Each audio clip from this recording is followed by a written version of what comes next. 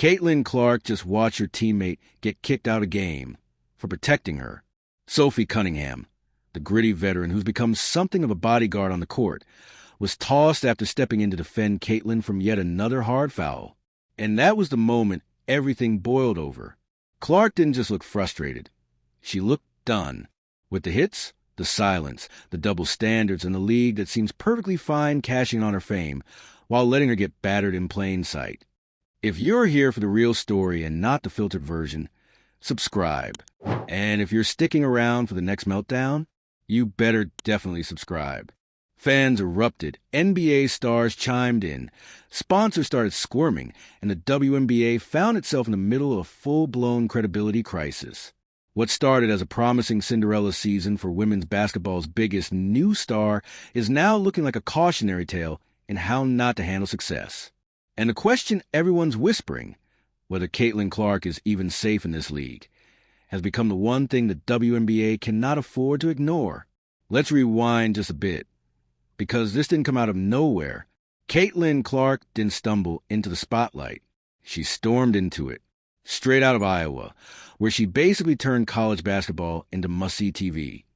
Clark entered the WNBA with more hype than the league had seen in ever. We're talking sold-out arenas, record-breaking ratings, jersey sales that blew past established stars, and a media frenzy that followed her every move. For a league that's been fighting for mainstream relevance for decades, Clark was a once-in-a-generation lightning bolt. The WNBA finally had their crossover star. There's Steph Curry. Their great white, hot hope. But instead of rolling out the red carpet, the league seemed to throw her directly into the fire. From her very first games, it was clear the physicality Clark faced wasn't just part of the game. It felt pointed. Cheap shots, late hits, constant contact, and somehow barely a whistle in sight. Clark's competitors were playing like she personally insulted their entire families, and the refs? Silent. Whether it was intentional or not, the message was clear. Caitlin Clark, rookie or not, was fair game. And it wasn't just the fans noticing. Commentators, former players, even current NBA stars started calling out what looked like blatant targeting. Still, the league stayed quiet. Enter Sophie Cunningham. If Caitlin was a shiny new superstar, Sophie was a seasoned enforcer. Cunningham, who's built her own reputation for scrappy, no-nonsense play, didn't just see the fouls. She felt them. Game after game, she started stepping in, a little shove here, a hard screen there. Nothing dirty, just a kind of physical message that says, you touch her, you deal with me. It wasn't long before fans dubbed her Clark's protector, the Robin to Caitlin's Batman. But the WNBA wasn't exactly thrilled with that dynamic. During a tense matchup that was already overflowing with drama, Clark once again took a hard hit, this time one that looked dangerously close to flagrant. As she stumbled back, Sophie snapped. She stepped in, confronted the opposing player, and made it crystal clear this wasn't going to keep happening without consequences. Moments later, she was ejected. And that's when everything blew up, because this wasn't just a ref's call, it was a statement. The league had allowed Clark to get knocked around all season without stepping in, and the one person who did step in got thrown out. Fans were furious. Social media lit up with clips of the hit, the confrontation, the ejection, and of course, Caitlin's face, visibly frustrated, exhausted, and over it. The reaction was instant and brutal. Protect Caitlin started trending. Sports talk shows opened with the footage. NBA players took to Twitter to voice their support. Even casual fans who'd only started watching the WNBA because of Clark were suddenly asking a very uncomfortable question. Why is the league treating its biggest star like she's disposable? The divide wasn't just online. Inside the league, whispers turned into open conversations. Some players expressed frustration with the way Clark had been anointed by the media, brushing off the physicality as just part of her initiation. Others, though, started admitting that the treatment she was getting wasn't just tough defense. It was reckless. Even more troubling, the WNBA's leadership stayed largely silent. No public defense of Clark. No crackdown on excessive contact. No clarification on why Cunningham was tossed for standing up when no one else would. Just radio silence. And here's the kicker. Clark isn't just any rookie. She's the reason games are selling out. She's the reason merchandise is flying off the shelves. She's the reason millions of people who never gave the WNBA a second thought are suddenly tuning in. If Caitlin Clark decided tomorrow that she'd had enough, that she'd rather take her talents to a safer, more lucrative overseas league, or even flirt with a media career, what happens to the momentum the WNBA's been riding on? What happens to fans she brought in who feel like the league just spat in their faces? There's something uniquely enraging about watching a system profit off someone's talent while refusing to protect them. And that's exactly what this is. Clark's impact on the WNBA is measurable in dollars and data.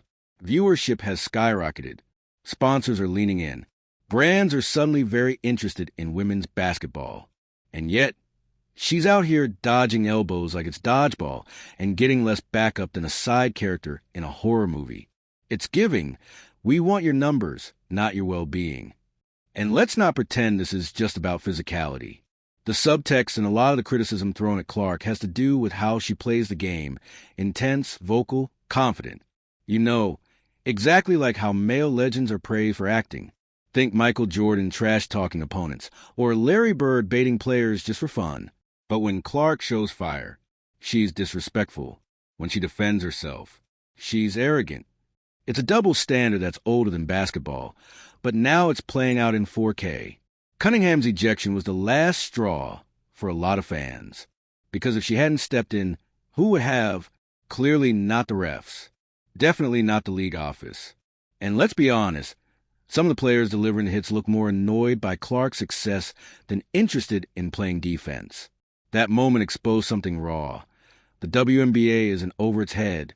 It finally got the spotlight it's always wanted, but it's fumbling the bag by treating its biggest asset like she's just another rookie to knock around. The league now finds itself in a no-win situation. If they crack down on the physical play, they risk alienating veteran players who feel like Clark is getting special treatment. If they keep doing nothing, they risk losing the very fans and dollars Clark brought in. And let's not forget the sponsors. They're not going to stick around if the face of the brand keeps getting clotheslined, while officials look the other way. At the center of it all is Clark, who's been unshakably composed through most of this. But even she's starting to show cracks. Her frustration is visible now. She's asking questions, giving clipped post-game interviews, looking less like a golden child and more like someone realizing the grown-ups in charge aren't coming to help. And the more this drags on, the more dangerous that becomes for the WNBA. Because here's the hard truth. This league needs Caitlin Clark a lot more than Caitlin Clark needs this league. She has options, international contracts, endorsement deals, media gigs. She's already a household name. If the WNBA can't or won't protect her, someone else will. And fans? They'll follow her. Not out of blind loyalty, but because they've finally seen what women's basketball can be when someone like Clark is allowed to shine. No one wants to see that story end because of bruises and bad management. So now we're watching a league at a crossroads, caught between the old guard and the future, between ego and evolution. The Cunningham ejection might have just been a technical foul on paper, but symbolically, it was a warning shot. If the WNBA keeps playing this game like it's still 2005, it won't just lose Clark. It'll lose the moment, the momentum, the movement. Congratulations to the WNBA for winning this week's How to Fumble a Bag award, presented with love, confusion, and a strong side-eye from fans everywhere. Seriously, you had one job: protect your star. And you couldn't even do that without punishing the one person who tried. The aftermath of Sophie Cunningham's ejection hit like a seismic wave, and the aftershocks haven't stopped. What should have been just another regular season game turned into a defining moment for the league. And for Caitlin Clark, the star now carrying the future of the WNBA on her back like it's a weighted vest. But instead of rallying behind her, the league seems more concerned with appearing impartial than with preserving the integrity of its product. The image of Clark, standing alone at half court, watching her only on-court protector walk off after getting ejected, has already become iconic, and not in a good way. It's the kind of visual that lives rent-free in the heads of sports fans, not because it's triumphant, but because it's tragic. And this is where the WNBA's dilemma gets even messier. It's not just that Clark is the face of the league.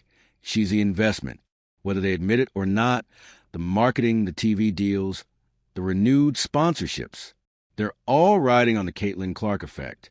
She's brought in a flood of attention that other players worked for decades to build a foundation for, but she's the one who cracked open the mainstream.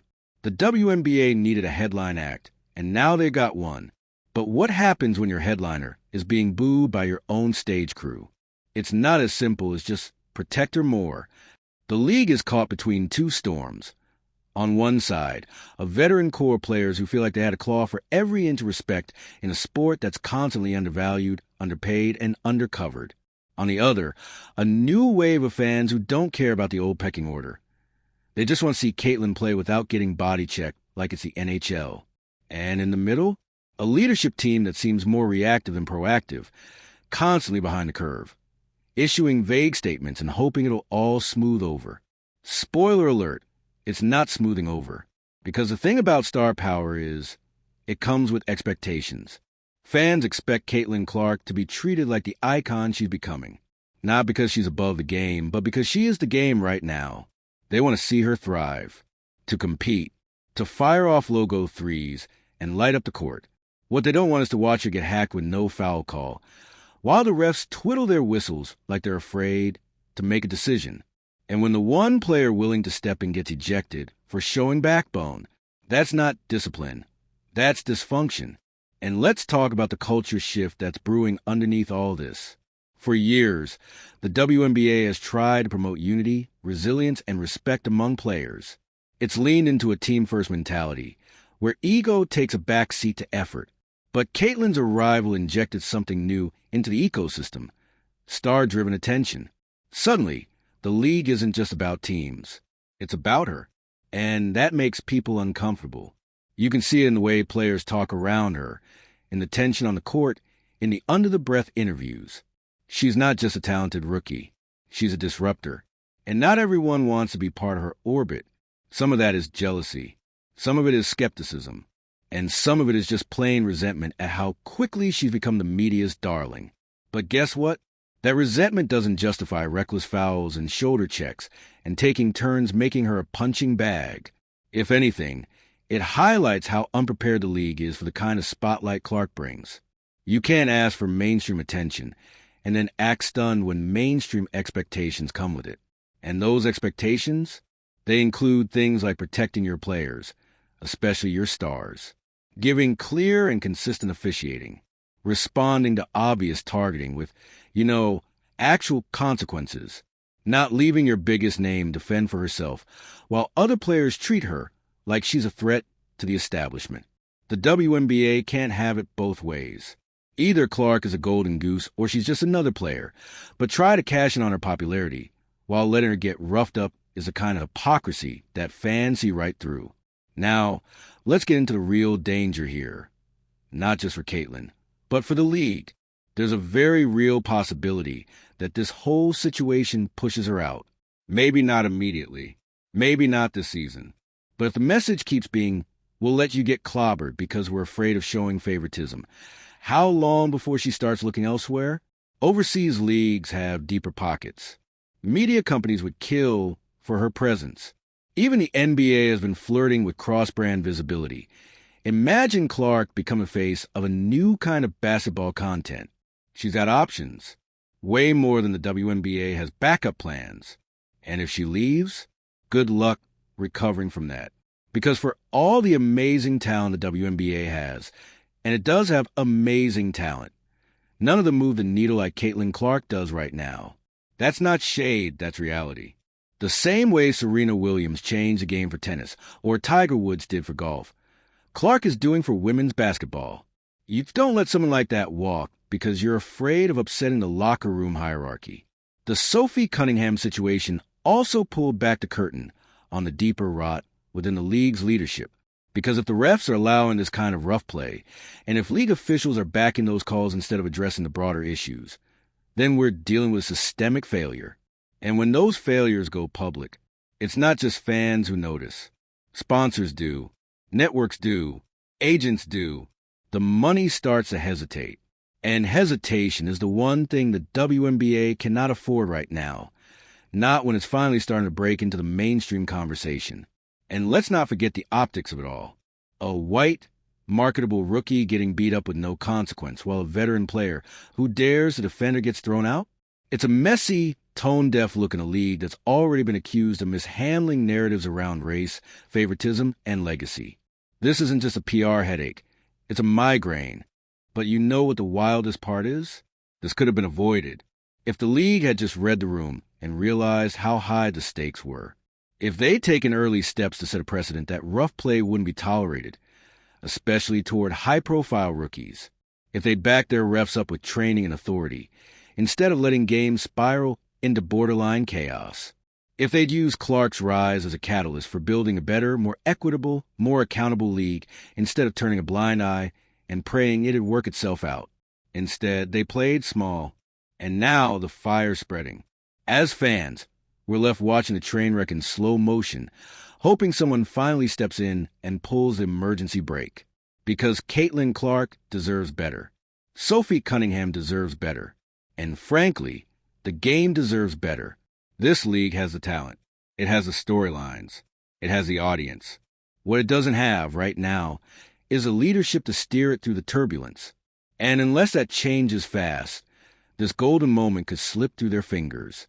You can already feel the mood shifting.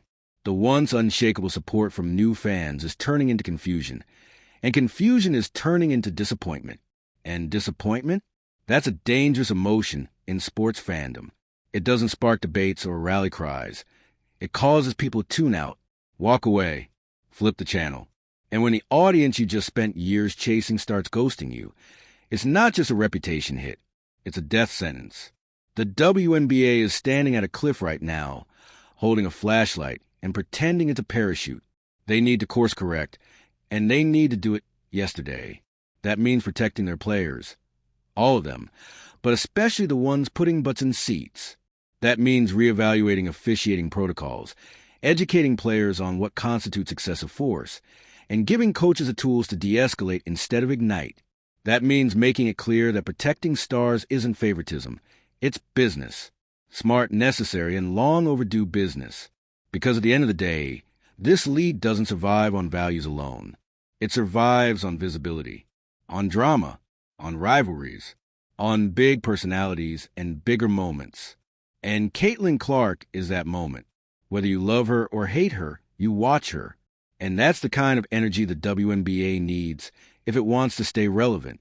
So yeah, maybe it started with foul. But now, it's a full-blown identity crisis. And that's where we leave it, for now. The league's got a choice to make, and it better be the right one. Because this isn't just about a game or a ref's whistle. This is about how you treat the person who's holding your future in her hands while dodging elbows to the ribs. And just when you think the teacup's empty, here comes the steam. Because the longer the saga drags out, the clearer it becomes that Caitlin Clark isn't just in the WNBA. She's testing it. Testing its structure, its values, its leadership, its priorities. She's the kind of player who doesn't just highlight what works. She exposes what doesn't. And right now, it's a pretty long list. Let's start with the myth of meritocracy. The league loves to push the idea that everything is earned, nothing is handed out, that the players who've been grinding for years deserve their moment in the sun before any rookie comes in and steals headlines. But here's the thing. Sports don't follow that script. Hype is earned in different ways. Clark didn't waltz into the WNBA with a crown handed to her. She earned it through years of jaw-dropping performances, record-smashing college seasons, and a public profile that was built on both excellence and entertainment. She brought the show with her. That's not favoritism. That's called star power. But rather than embracing that momentum and using it to lift the entire league, the WNBA seems stuck in a kind of identity paralysis. They want the ratings, the merch sales, the viral clips, but they're terrified of what it means to let a single player become too central. So instead of guiding that spotlight, they're awkwardly dodging it, hoping it won't shine too harshly on all the cracks in the foundation. And one of the biggest cracks? Respect. Not just for Clark, but for what she represents. Change. The new era of women's basketball isn't just about teamwork and legacy. It's about individuality, visibility, branding, and personality. It's about players being larger than life, the way they are in the NBA.